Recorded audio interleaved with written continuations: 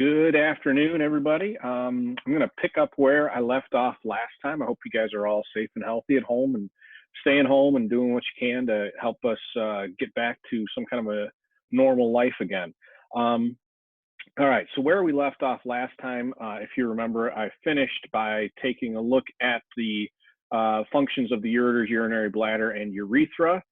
We talked a little bit about micturition and what we find normally in urine, and then some of the abnormal urine constituents. So where we're going to go today is to talk about the part of the kidney that actually filters the blood that comes in and produces urine. So what we're talking about today is the nephron. And then we'll get into a little bit more of the detailed anatomy of the parts of the urinary system than we went into last time. So the nephron is this coiled up tube that you see right here. And each kidney has anywhere from 900,000 to 1 million of these little nephrons. So they're very, very tiny. You can see that they are found primarily in the cortex and within the medulla. In fact, the striations of the medulla, the stripes that you see in the medulla when we look at it, comes from this part of the nephron. Since there's 1 million of them, this part of the nephron right here is called the collecting duct, and this is what actually gives the kidneys the striations that we see when we look at the medulla section of the kidney. Where the main filtering of the blood takes place is right here at this little ball of the nephron right here called the Bowman's capsule, or the renal corpuscle is another name for it. So we are going to take a look and see exactly how the nephron actually does its filtering here today.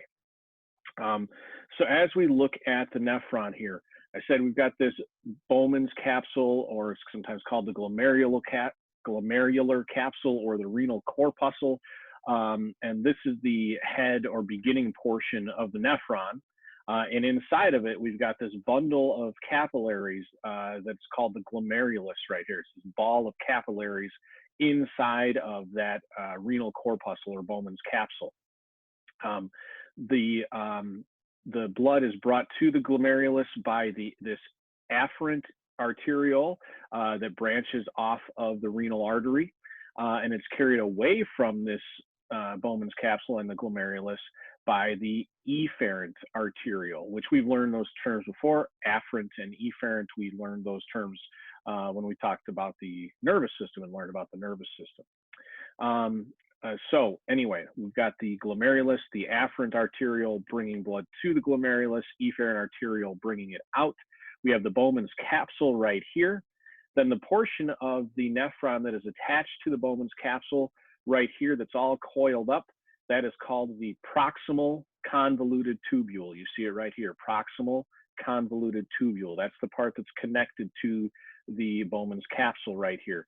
Convoluted refers to the fact that it's all coiled and twisted, like a convoluted story is. Then coming down, we have this portion that loops down and back up. That's called the loop of Henle. It's got a descending limb that's carrying urine that's being formed down, and then it's got an ascending limb that's carrying that filtrate that's being turned into urine up. And then after that, the filtrate is going to enter what's called the distal convoluted tubule. Again, it's all coiled up and twisted up. It's distal to the Bowman's capsule compared to this first coiled section that is proximal to it. Again, learning those relative terms becomes important here. The difference between proximal and distal helps you figure out which part of the nephron you're looking at. And then the distal convoluted tubule finally drains that filtrate into what's called the collecting duct, which carries this down to the renal pelvis and empties into the renal pelvis right here. All right, so let's talk a little bit about how urine is formed, right? Let's take a look first at the first stage of urine formation, which is called glomerular filtration, or just filtration. That's the first stage, filtration. So blood enters the kidney via the renal artery, and that branches many times and forms these afferent arterioles that bring blood to the glomerulus. The diameter of the afferent arteriole is greater than the diameter of the efferent arteriole, which creates a difference in an increase in blood pressure because of that difference in diameter. And that increased blood pressure forces out of the capillaries and into the Bowman's capsule most of the water that was present in the blood, most or all of the glucose, most or all of the salts. So we're talking ions like sodium ions, chloride ions, potassium ions, and most or all of the urea, which is an organic waste product that contains nitrogen that is formed from the digestion and breakdown of amino acids, which are, of course, the building blocks of proteins. So that's the first stage of urine formation, is filtering out of the blood, forcing out of the blood and into the Bowman's capsule a lot of the water, glucose, salts, and urea. The components that get forced out are called the glomerular filtrate. I keep stumbling over that word. You produce about 125 milliliters per minute gets filtered out. That is called the glomerular filtration rate. So approximately 20% of the plasma that is delivered to the nephron during any given point in time is filtered. And measuring the glomerular filtration rate is a good way to check to see that your kidneys are functioning normally.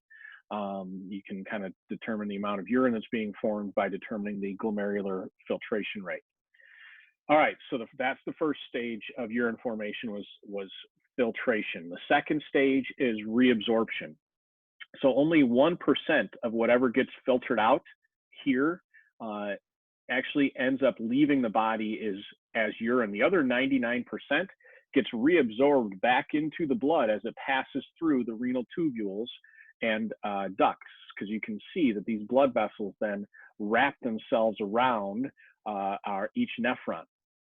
All right, so in the proximal convoluted tubule, this first part of the nephron, that's where most of the reabsorption is going to take place. That does occur. So a lot of the stuff that entered into the nephron gets reabsorbed back into these blood vessels. It leaves the nephron, goes back in. Some of the water goes back into the blood via osmosis, and most or all of the glucose goes back into the blood via active transport. So the cells of the proximal convoluted tubule here will be using ATP to actively pump glucose out of the nephron, and then it'll get reabsorbed back into the bloodstream. In the loop of Henle, some of the water that's still present within the nephron gets reabsorbed in this descending limb. And then sodium and chloride ions that had been filtered out initially back here in the Bowman's capsule, sodium and chloride ions end up leaving and going back into the blood here in the ascending limb of the loop of Henle. And then in the distal convoluted tubule here and in the collecting duct, these portions of the nephron are sensitive to a hormone called ADH, which is short for antidiuretic hormone. Antidiuretic hormone is made in the hypothalamus, then transported to the pituitary gland, and then it gets released by the pituitary gland in response to blood volume levels. So if blood volume levels go down, that means that the body is becoming dehydrated and it needs more water. So the pituitary gland will release antidiuretic hormone and more water gets reabsorbed here in the distal convoluting tubule and in the collecting duct. Less ADH gets produced when blood volume levels are high and you don't need to reabsorb as much water. You can let more of it leave in your urine, and so less water will get reabsorbed.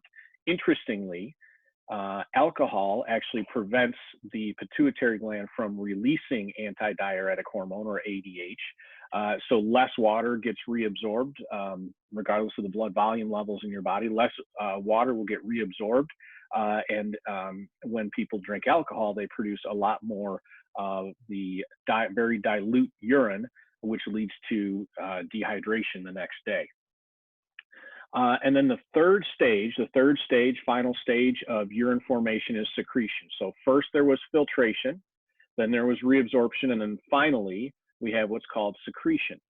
So in secretion, what happens is that these blood vessels allow for potassium ions, hydrogen ions, ammonium ions, urea, some hormones, creatinine, which is actually a breakdown product of a molecule called creatinine phosphate that is in our muscles, and creatinine phosphate serves as a reservoir or storage area for phosphate ions that muscles need to replenish their supply of ATP, because once that ATP gets used, it's converted into ADP, needs to be converted back into ATP, so it needs phosphate groups to be added back to it.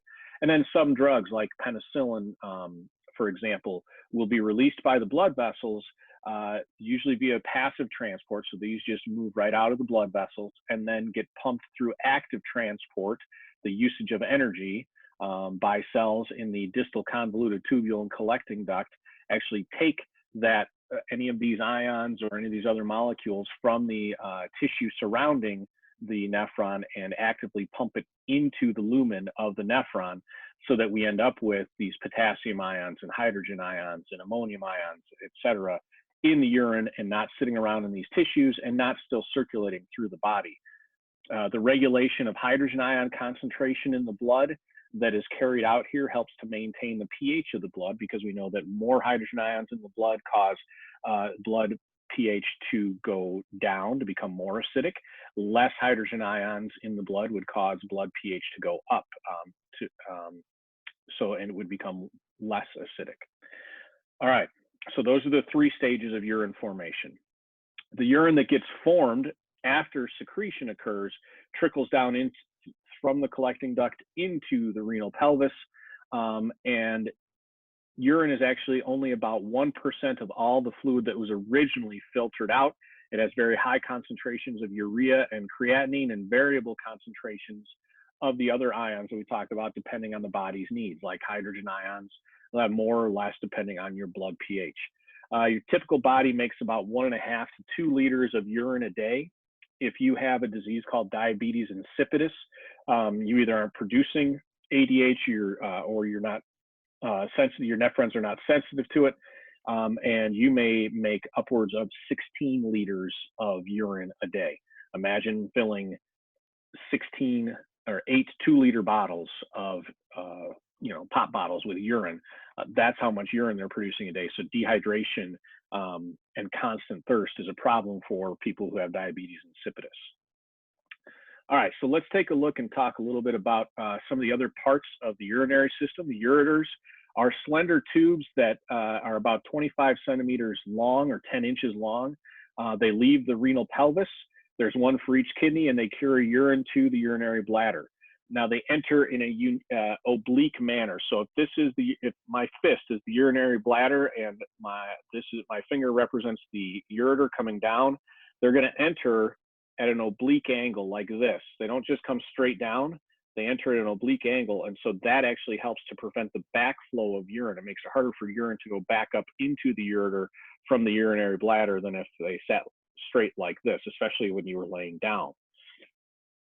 Okay, so there are 3 layers to the tissue of the ureter. In the mucosa, which is the inner layer, there's transitional epithelium that is able to stretch when the ureters fill. There's a muscularis layer that has 2 different layers of smooth muscle. It's got an inner longitudinal layer of muscle and an outer circular layer of muscle, just like the digestive system wall had. And it's stimulated to contract when there's urine in the ureter, and it's peristaltic waves of contraction that force the urine down. And then around the outside is going to be a layer of connective tissue called the adventitia. And notice here it says ureters play an active role in transporting urine. It's not just done by gravity, but the muscular layers of the wall of the muscularis layer actually push that urine down into the urinary bladder. The urinary bladder itself is a collapsible muscular sac. Right here, it stores and expels urine. It lies on the pelvic floor. It's posterior to the pubic symphysis after our skeletal system unit. You're familiar with where the pubic symphysis is, where the 2 hip bones meet. And in males, the urinary bladder is anterior to the rectum. In females, it's just anterior to the vagina and the uterus. And we'll see a better picture of that here. So here is the urinary bladder of a male. This is the pubic symphysis right here. So it is posterior to that. It's sitting in the floor of the pelvis. Here is the rectum. So it is anterior to the rectum. And you can see the urethra coming down here. And notice the ureter coming into the urinary bladder comes in at this oblique angle. It's not just coming straight down into it. Female urinary system. Here is the urinary bladder right here of the female. Here's the pubic symphysis. Here's the uterus. Here's the vagina. So you can see it's anterior to the uterus and the vagina, also anterior to the rectum, posterior to the pubic symphysis. And here's the urethra coming down. Okay, so just another view showing you the kidneys here along the dorsal wall, ureters coming down the back of the body, down that dorsal wall, and then entering at an oblique angle, coming into the urinary bladder, lying at the floor of the pelvis. Okay. So when it's full, the bladder is spherical and extends into the abdominal cavity. It can hold anywhere up to about 500 milliliters or a pint of urine. If it's empty, it lies entirely within the pelvis and is shaped like an upside down pyramid, kind of like what you see here. This would be a bladder that's not full.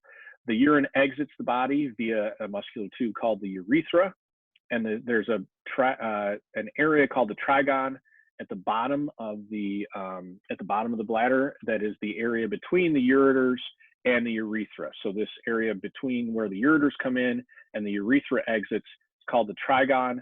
And it's very, very prone to infection as bacteria move up the urethra and get into the bladder. So the bladder wall has 3 layers, just like the ureters did. It's got a mucosa, the inner lining that wraps the inside of the urinary bladder.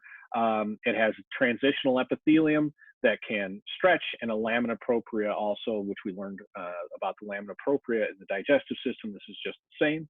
It has a thick muscularis layer. It's called the detrusor muscle.